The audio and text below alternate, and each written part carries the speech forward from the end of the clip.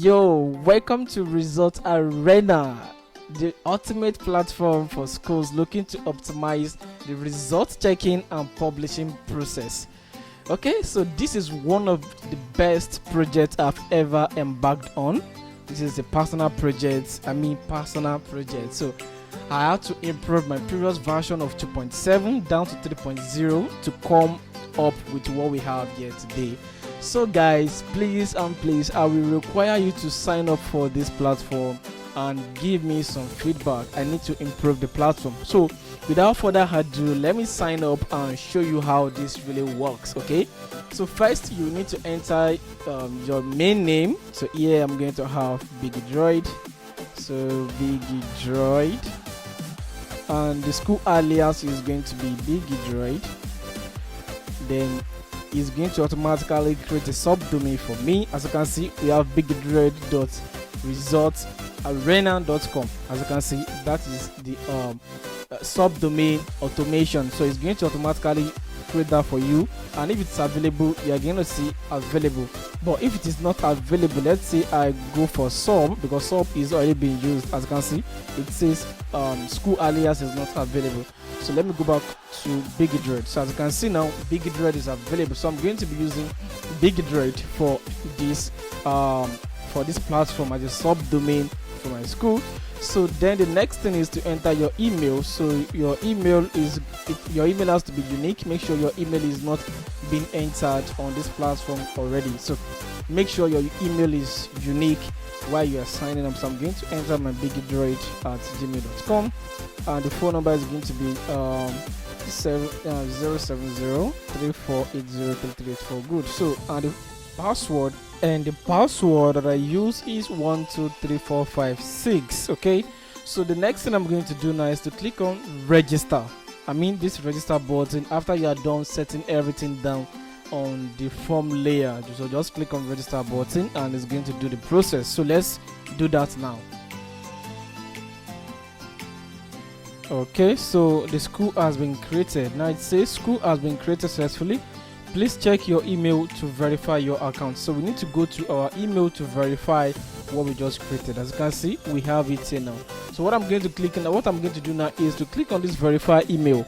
So by clicking on it, it's going to validate what I've entered so far. So let's do that. So I'm going to click on verify email, and by clicking on that, we are going to be taken directly to the admin area. As you can see, we are on the admin panel. Okay, so once you are here, the next thing you are going to do is to go back to your email, because another email will be sent to you for your details, your login credentials. So as you can see, we have this as my email and we have this as my password, and your subdomain will be sent to you. Your teacher's account also will be sent to you. So I'll go back to this page, and here I'm going to enter my email, and my password also will be entered.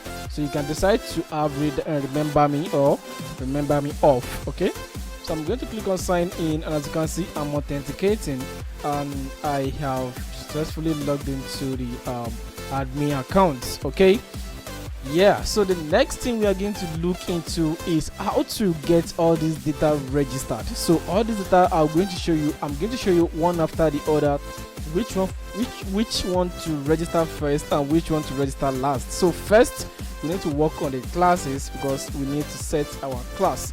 There's no any class valid on this current system that we have. So I'm going to create a new class. So this class is going to be SSX1 for the formula in Nigeria time. So I don't know how your school system is in your own region. So currently this is what we use in my country. So SSS2.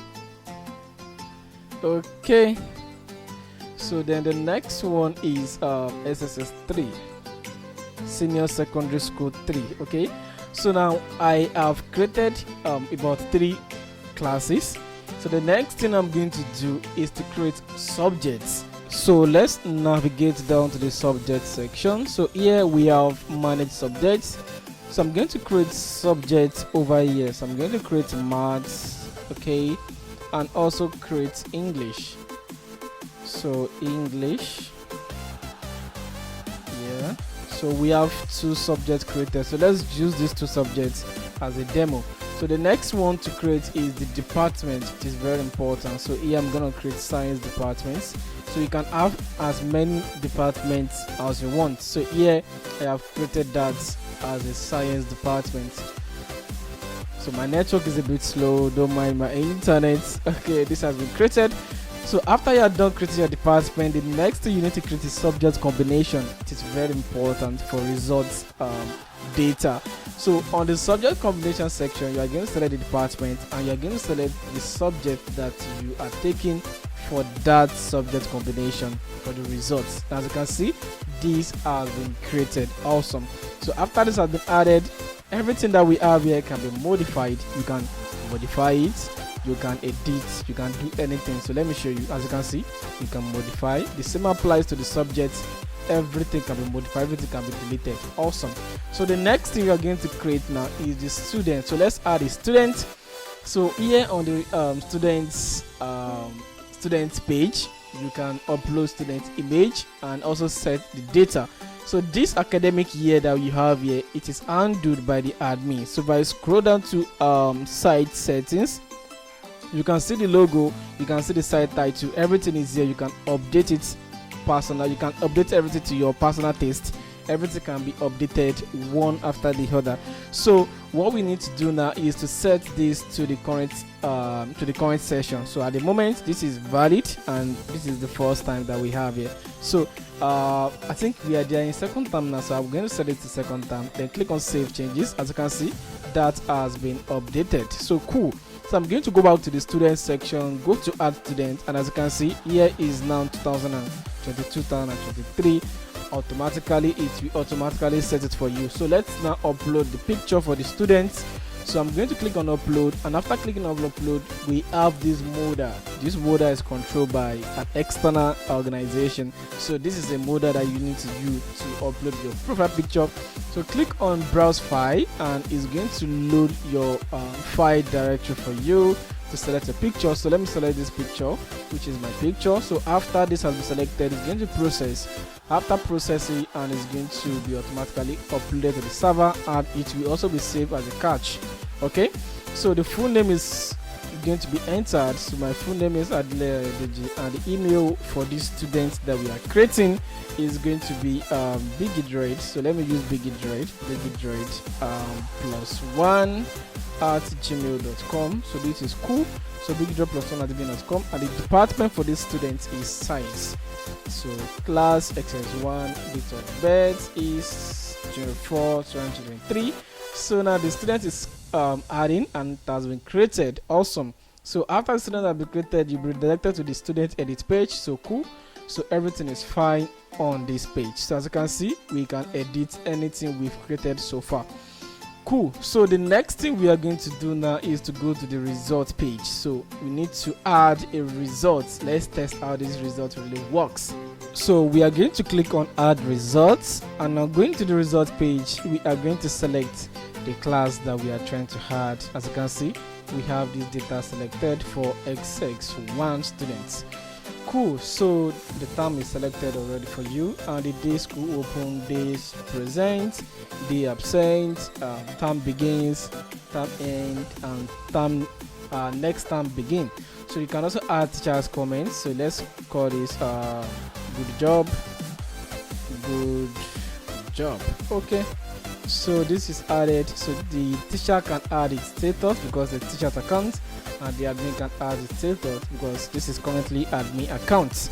Okay, so another beauty part of this project is I have simplified this CA to support multiple formats. Now some schools might be running on 60/40, while some school might be running on might be running on 60/20/20. Okay, while some might be running on 70/10/10/10. So while some schools might be running on 60/10/10/10. So you have your choice. Everything is available for you. So for me, I will go for the CA1 because that is the primary format that I currently use.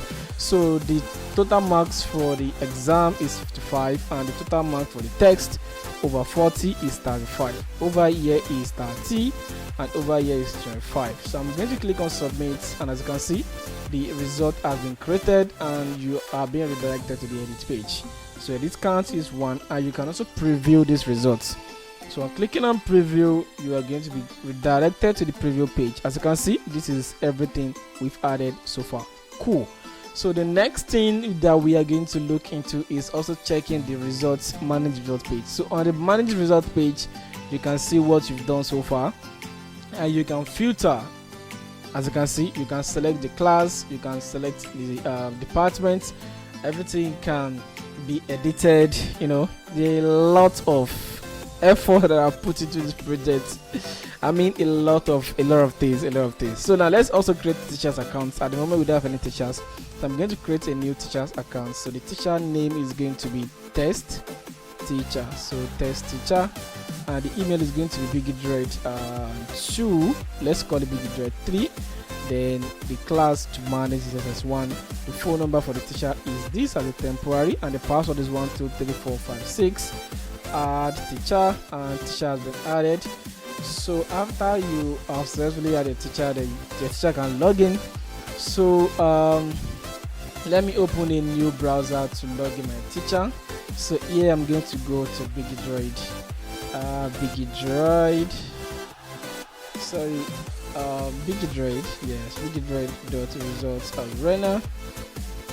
resultsarena.com. Enter. So we are going to be redirected to this page, and teacher can log in on teacher's page. So on the teacher's page, I will paste the email, and I will also enter the password 123456. So click on sign in, and it's going to be logged in.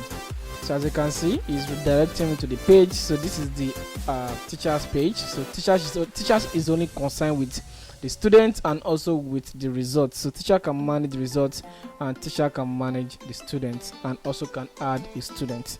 So this is the teacher's accounts, and also teachers has a cool dashboard. So this is amazing for now. So I'm gonna sign out and do some other things. So also this platform supports result pin. As you can see, we have a pin here, so we can decide to generate a pin so that we can send it to our students if you decide to use pin on your site.